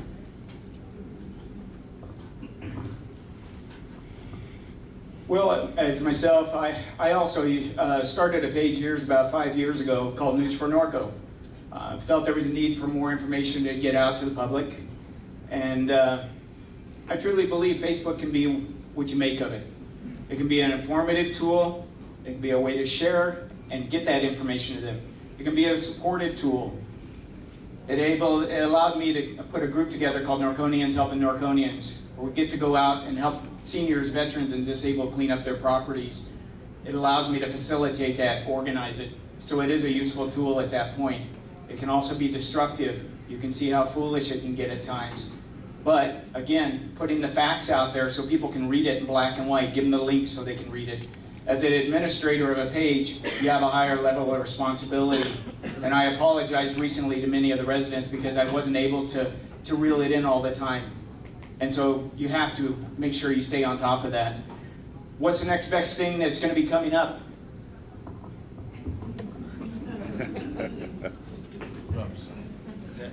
Jason? Well, social media. So I have a Facebook page. I have 2 things. A Facebook page, it's a private page that I keep private and restricted to only my friends. And then I have a Facebook page that is in reference to this city council election. I've stayed fairly active trying to put my message out there to so many people. What better way to reach so many people so quickly than on Facebook? It is a great tool when used right and not abused. I've used it to share and promote charity events, to bring people to a 5K run charity event that I've helped chair. What a great tool for advertising. With that, you have to be mindful that everybody does watch your posts. Everybody sees what you say. Have I said things at times that are inappropriate? I sure hope not. I haven't tried to upset anyone. I very rarely use my personal page, and I do that. I do that on purpose. I think Facebook, while it can be good, if misused and mismanaged, it is a horrible way to get misinformation out there. Can I rebut something real quick? I think it's important that we understand that if we're using Facebook or social media as a means of collecting information, that we vet that information and we do our homework and we do our research. A lot of people are taking somebody's word on Facebook as the truth, maybe because of a title or who they are, and that's not necessarily true. Ladies and gentlemen, don't use social media as your only form of information. Do your homework. Yes, Lisa. I just have to make a quick comment. When I was in City Hall today, a man came in very upset, and there was a picture of the new sign, and somebody had said, like, Riverside drivers slow the F down or something. But he came in and was showing it to the city clerk and thought the city did it. And she's like, no, that's not us, you know. But he was really upset, and he thought it was coming from the city. Communication is a wonderful thing. Start with Lisa. The EDAC committee has been tasked with looking at the possibility of creating a shopping, dining, and entertainment district in Hamner between 6th and Detroit, which would necessitate the acquisition of property, mitigation of parkland, and zoning changes. What are your thoughts on the potential of this project? I absolutely support it. I was at the last EDAC meeting where there was a slight discussion of it, but I think it would be wonderful. They're talking about making it like an Old Town Temecula type area where people could walk back and forth to different businesses, and I think it would be wonderful. It's would clean up the blight definitely, and obviously it would bring in revenue, and I think that would help make, you know, a specific destination for Norco. And I think that we could turn it into a real cute little western town, maybe old, is it called Deadwood looking thing, and I think it would be great. So I'm excited to see that happen.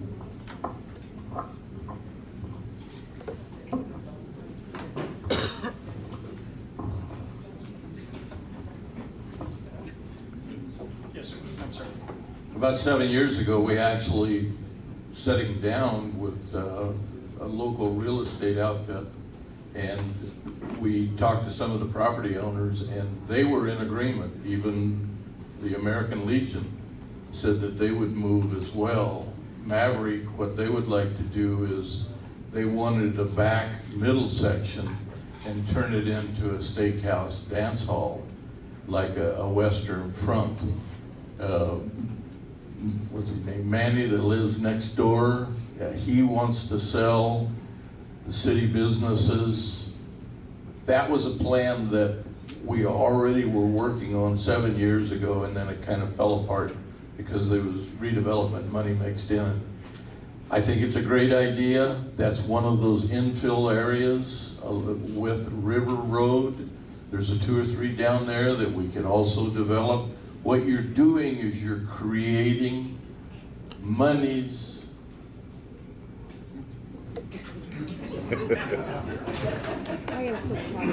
Putting Pam out of business. It's okay. She's got that finger on the bell.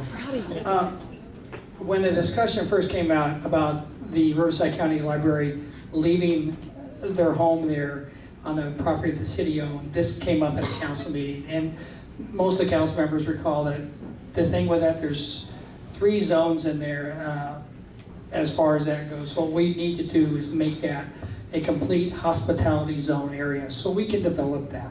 And that's what they need to do. I think the EDA has already called it the North Gateway Development Project. So these things are rolling, and what we need to do is encourage developers to come in here with that theme of making it hospitality, again, staying with that destination city. Old Town, and I talked to Rob Cosell, he was very happy about trying to do it. The Legion here at that time, Jimmy was very happy with it. We have a park there we can change over. I know there are some residences over there. I know that old building, it doesn't have, according to Kevin, it doesn't have any historical value other than it's old. So thank you. Oh, I absolutely support this idea, and I've been attending the EDAC for the last 3-4 months. Listened to them when they presented this idea. It was a fantastic idea. I made a suggestion at a time. I watched a documentary. North Las Vegas has a revitalization program. The owner of Zappos actually reached out and said, let's clean up the blighted areas of Vegas. Actually came in with funding solutions, got those small businesses to come in there and filled that up. It's been very successful. So I sat down and told this whole story to the EDAC committee, presented some ideas of how to properly place the buildings back to back, allowing the frontage road of Hamner and Old Hamner so that more visibility for those businesses. Sat down with Rob. I came over here and spoke with him for a while about his ideas and his vision of it as well. So I fully support it. We have to give those visitors from Silver Lakes an actual place to sit down and have retail, restaurants, and capture those tourism dollars. Jason. I think it's a fantastic idea. I'm glad it's something that the city's been working on for a while. Hopefully now with Silver Lakes having their soft opening and finishing up here soon, all the new people coming in, hopefully we can work on getting that area, zoning it properly, putting in the different restaurants, putting in the different destination type businesses that people can come up there, spend a good afternoon, spend some money, spend some time, come up from Silver Lakes, have somewhere to go when you're staying at one of our local hotels to spend the evening after the events that are happening there. I think it's a fantastic idea and I absolutely support it. So I'm going to come at this from a little bit different perspective. Again, I travel a lot with large groups of high school kids, 20 to 30 at a time. We're all in vans or trucks. So we're constantly looking at places where we can go and stop and park, where students are going to have 3 to 4 options for meals, where they can walk, where they can be safe, and we can kind of monitor. This kind of area would be perfect for that particular cause. When we look at Silver Lakes and we look at the clientele, that kind of area is going to draw that clientele because it's going to make it easy and convenient for those adults that are chaperoning those teams and those groups. So I think it's a great opportunity for the city. Thank you.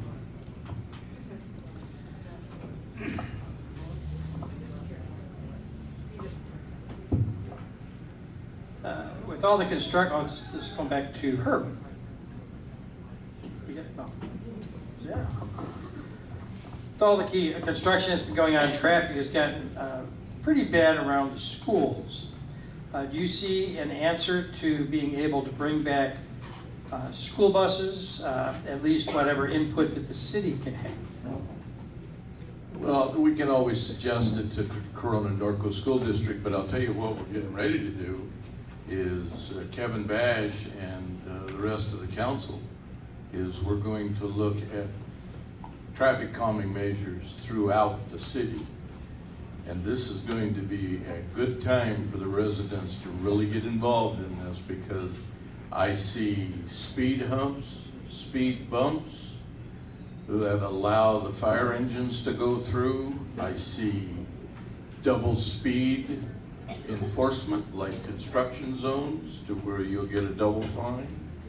And those are the things that I see on the horizon. It would be great if we could talk the Norco Corona School District into implementing their bus program back again.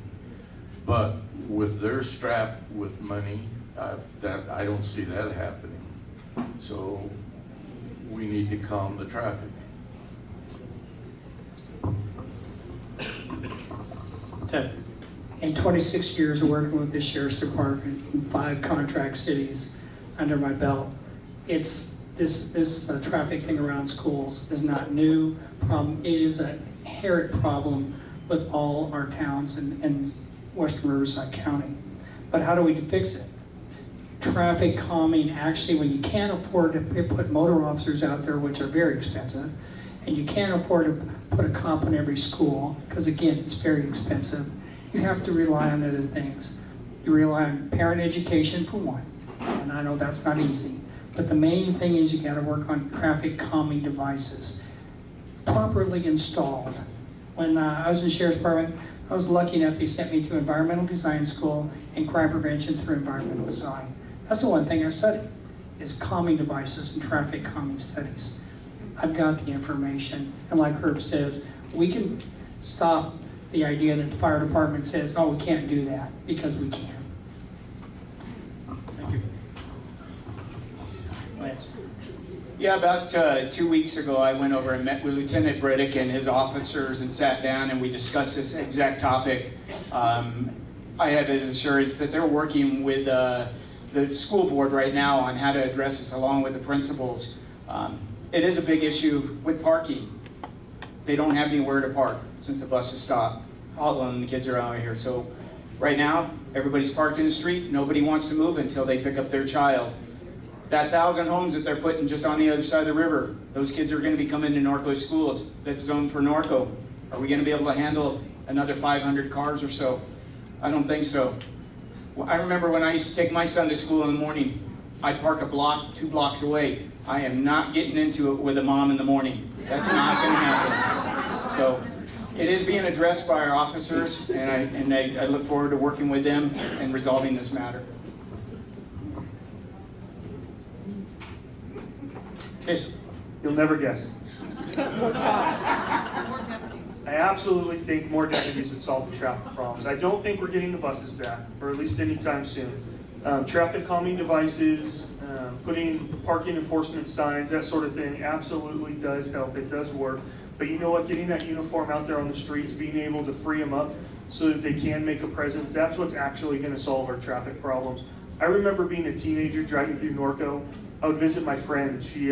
Her dad sat me down and said, hey, you make sure that you don't drive through Norco fast. You make sure you go under the speed limit because you will get a ticket driving through Norco. And you know what? She was right. Every time I drove through here, I drove nice and slow because I saw a deputy. I saw cops here in Norco.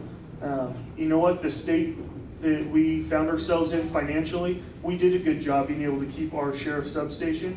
I would just like to see us grow. Let's get more of these cops back on the streets like we used to have here in Norco. Thank you. I don't think you're ever going to see busing come back. As a person that works in education, once something's cut, the ability for that to come back is slim to none. And quite frankly, there's other financial needs that the district is going to find more important. And as a parent of a child in this district, I would rather have that money going into the classroom and benefiting children directly instead of busing. When we look at the measures, we need to be working collectively with the school district. I know the school district recently had a pedestrian and bike safety campaign. If you'll notice, there's banners in front of the schools promoting that. They've sent home text messages and email blasts and have a pamphlet and things like that. It comes down to educating the parents on proper behavior in front of schools. Somebody that has stood out in front of the school after school, a lot of times it's just people with short fuses and in a hurry and not really planning their time accordingly based on the population of the school. Thank you. Lisa. I agree. I do not believe we're going to have the busing come back soon. And there is a great calming measure right in front of Norco High School, and it's that severe dip. Maybe we could add a few more of those in front of all the other schools. But I definitely agree with Jason. We need a deputy out there. There are school resources officers, so I don't know why they couldn't be out there before and during before school and after school, at least as a presence. And if we ever get enough revenue coming back in to get motor officers, we could definitely have them out there as a deterrent as well. Thank you. Ted. What is the one project or cause that you feel most passionate or strongly about? Well, that goes to my hours of volunteerism up at Ingalls Park. I am very dedicated to making sure that park is one of our shining gems here in the city. Right now, we are trying to fill it up as much as we can with shows. Patty Ireland is doing an excellent job of booking it. We need to finish it, and by doing that, but one of the ways I like to see it finished is that all the users and residents form what I call a foundation group that helps fund that program beyond what we get from our general funds, and to do that. And finish some of the capital improvement funds that needed up there. We should be utilizing more private investment along with the public use up there. So if we can form a foundation, I think we can get those funds to do that. Thank you. Lance. Well, over the years, I've been involved in many different causes to try and help. But as I said earlier, the Norconians helping Norconians is probably the most and dearest to my heart. To date, we've already accomplished 10 different projects and bringing that quality of life back to our seniors. When they look in their yard, they just feel so overwhelmed. They don't know how to deal with it. They don't know how they're going to pay to get it cleaned up. They know their neighbors aren't happy. So when somebody reaches out to them and says, hey, we're here to help you. We're all Norconians. We're going to help you, and this is not going to cost you a nickel. They can't believe it, and when you're done, you'll see tears in their eyes. They are so overwhelmed that this community just reaches out together and just pulls together, comes in and cleans up. And this also teaches those kids community service and giving back to our town. Thank you. Jason. Volunteerism, specifically when it comes to juveniles, when it comes to young adults, being a part of our youth programs. I was a police explorer advisor for about 6 years. I promoted up and had to move on. They wouldn't let me in the unit anymore. But that volunteer work I did with those kids, watching those kids come in as young teenagers, growing up, becoming 18, 19, getting jobs, moving on with life, doing great in their careers, great in their lives. Our youth programs absolutely change the way youth are. Being a police officer for as long as I have, you can tell those kids that have been involved in youth programs. You can tell those folks who have been involved in the community, who go out and play soccer, who go out and play football, they do the Pop Warner thing, the ASO thing, they join the Explorer programs. Those kids that get involved, and more importantly, the adults that facilitate those programs absolutely change those lives in a better direction. Thank you. When I look at Norco and the way it is right now, I know that has happened because of a lot of passionate people that are involved in community organizations that help to preserve our lifestyle. I also know that a lot of the activities that take place in this town are run by volunteers. If we look at those groups, those committees, we don't see a lot of youth involved in those groups, and that concerns me. Quite frankly, I would think I'm kind of in the middle range there as far as a volunteer and a participant, and quite frankly, ladies and gentlemen, if we don't bring our youth up and get them involved in our organizations and get them passionate about this town and what this town stands for, quite frankly, they may not be there in 20 years to help maintain what we have. I think we're at a critical point in getting the youth involved and feeling valued in this community. Lisa. I'm going to talk about two of my passions. Being a multiple horse owner and a rodeo girl, I'm very much into Ingalls. I would love to see it finished. I think it could be wonderful if you had, I mean, how many have ever seen the master plan? It's terrific if we could ever get it done. But I also have friends who have children who are not into horses. And they constantly say we need another outlet for our children. They are tired of going to Eastvale to go to the skate park. They are tired of trying to find a friend who has a swimming pool so they can go swimming. So trying to find a way for us to build a skate park for our kids and for a way for us to rehab our pool or build a new pool would be things that I would like to see done. Those are very important to me. I think we really need to welcome, new ideas for our children.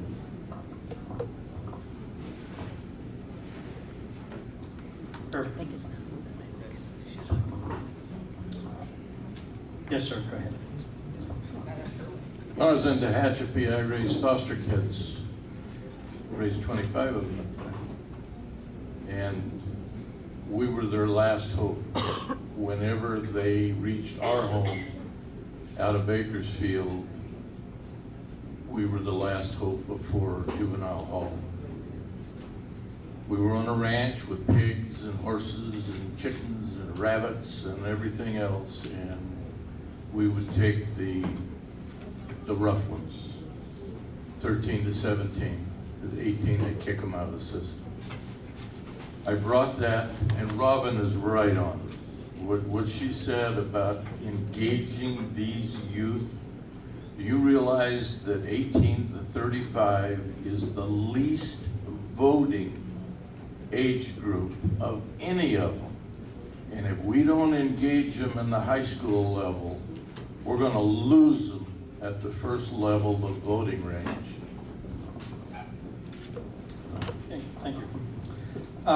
This time we're getting at 8:52, and to keep it on time, I know we have a few more questions, but I think we will start with the closing comments. If Corinne, would you like to come up as well? And we will start in reverse with Lisa. Thank you all for attending. I know it's been a long night. In my opinion, Horsetown, USA needs new eyes to address old problems, inspiration to get our city thriving again, intelligence to make sure things are handled efficiently and correctly, and most of all, we need to partner with our residents and get them involved and excited about our unique city again. In my opinion, our residents are our greatest resource. I believe that they have ideas and connections that, you know, just 5 council members or 50 city employees don't have. And I think we really need to partner with our residents. Having studied the city government extensively, I understand that there are many difficulties that our little town faces. I'm out of time already. No, 1 minute. But it's very important to me that we have transparency, equality, and accountability, and those are issues that I would definitely fight for. Thank you. I have something that I want to share. This is called the iceberg illusion, and if you want to see it after the forum, I'd be happy to share it with you. But it shows an iceberg, and success is an iceberg. What people see is that little tiny piece sticking out of the water. And underneath, there's good habits, there's hard work, there's dedication, there's disappointments, there's failures. We can look at several of the events in this town: the Norco Fair, Horse Week, Norco Mounted Posse Rodeo, the Winter Festival, the Parade of Lights, the Day of the Cowboy are just a few. There are several people working underneath the water level to make sure that this city can see the top of the iceberg. Ladies and gentlemen, I want you to think these next 30 days, and I'll tell you this, every single one of us up here are loved by our families and friends. I want you to think about the impact of your words, and that old quote, that sticks and stones never hurt anybody, simply is not true. If you have questions, ask the person directly. Thank you. Jason. I'd like to start out by thanking all of you for coming. I look out in the audience and I see several faces that I've seen every week come to these, several people that I see at council meetings, several people that I see all around the city. So thank you all for coming. For those that I've never met before, stop on by after. I'll be outside. Introduce yourself. I'll introduce myself to you. I'd like to say hi. So thank you guys for coming. I've been working and volunteering in city government for 19 years now. I enjoy it. I love it. I'm here because I want to be a part of this community and I want to be a part of this council. Thank you. I look forward to talking to you afterwards.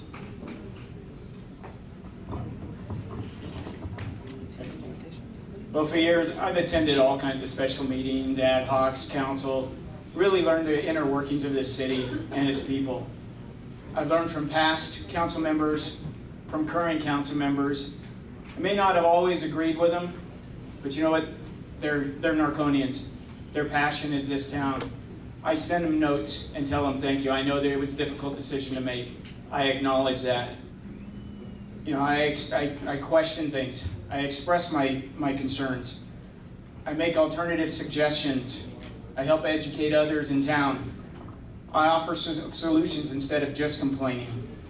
My campaign is ran by myself. I'm self-funding my campaign because I want to prove to the residents of Norco that I'm here for you. I go out every weekend. I meet residents on their own turf. I listen to them. I hear them. I impose my strategy daily to show you residents how serious I am about this job.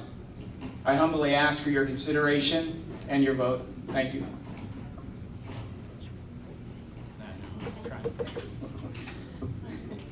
All right, remember I'm Merwin.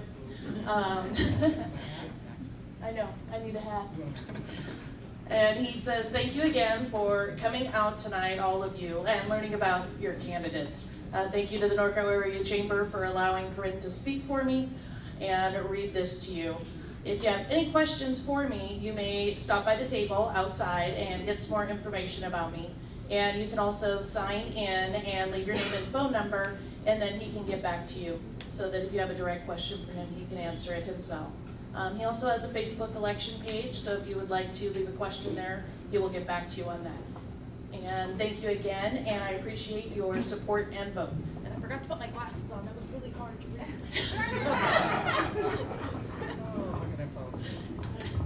First of all, I want to thank you all for coming out here tonight, and for those of you that have been to the other forums. I appreciate seeing a lot of faces here in town. I also want to thank the other 6 candidates here for being part of the great American tradition, our election process. And keeping that in mind, remember, there are 3 seats up for election. When you think about 3 seats, think about what's going to happen in this city over the next 4 years. We have 2 major developments, the Wiley Lab property, the former Egg Ranch property that we'll probably see in this 4-year terms. Better to let people that make sure that we keep our rural lifestyle and that integrity. We have to hold staff accountable. When we talk about funding issues, when we collect funds, we want to make sure that that funding goes to the proper areas at the proper time. And finally, I'm going to keep with my theme, is we need to complete a lot of our unfinished projects in this town. Thank you. Herb. First of all, I want to start off by thanking Jody Weber. I mentioned earlier to her that I would clear a matter up, and I'm going to use this time to do that. They sat on an ad hoc committee for a long time, hours and hours and hours of time. That report came to City Council, and the conception was that I didn't like it and I turned it down. That was not true. They did a fantastic job. What I was looking for was a cut in each department, facility-wise, parks, buildings, programs that are not working. That's what I was after. Their report was fantastic. Now, my last part. As an HR manager, you have to understand that with old blood, me, 71, you need young blood to be brought in. This is your opportunity. Bring in young blood. We need it.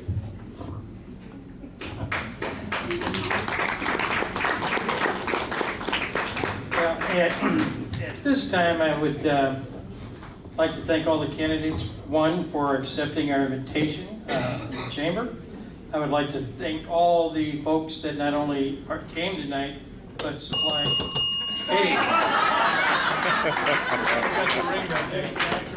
supplied some great questions, and unfortunately we still have a few more left. I was going to thank Pam for volunteering and helping us with the timing, as well as Ken Collins for video, Diane Markham for helping with the check-in, and also Diane Collins herself for actually doing the majority of the work for this particular event. For us, it's done. I am sure that the candidates will remain, and those that have questions of any kind can certainly ask them. So, thank you, and thank you for coming. Take care.